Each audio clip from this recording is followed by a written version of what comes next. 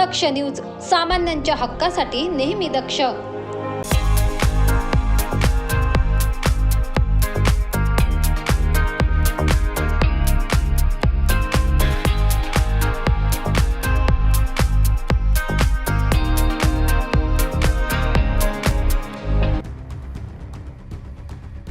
काही महिन्यांपूर्वी उपनगर पोलीस ठाणे हद्दीत गोळीबाराची घटना घडली होती.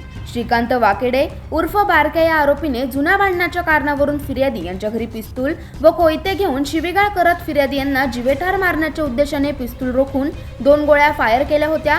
या प्रकरणी उपनगर पोलीस ठाणे येथे भादवीय कलम 307, 143, 147, 149, 504, 506, 120 ब प्रमाणे गुन्हा दाखल करण्यात आला होता.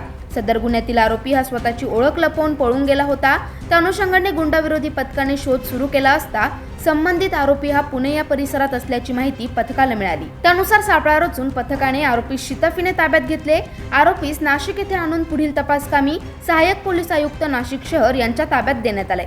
सदरची कामगिरी पोलीस आयुक्त संदीप कर्णिक, पोलीस उपायुक्त प्रशांत बच्छाव, सहाय्यक पोलीस आयुक्त डॉक्टर सीताराम कोल्हे यांच्या मार्गदर्शनाखाली गुंडाविरोधी पथकाचे सहाय्यक पोलीस निरीक्षक ज्ञानेश्वर मोहिते, पोलीस अंमलदार विजय सूर्यवंशी, गणेश भागवत, अक्षय गांगुर्डे, प्रवीण चव्हाण, प्रदीप ठाकरे, डी.के. पवार, राजेश सावकार, सुनील आडके, नितीन गौतम, गणेश नागरे, निवृत्ती माळी, सुवर्ण गायकवाड यांच्यासह पथकाने केली आहे. करणसिंग बावरी, दक्ष न्यूज, नाशिक.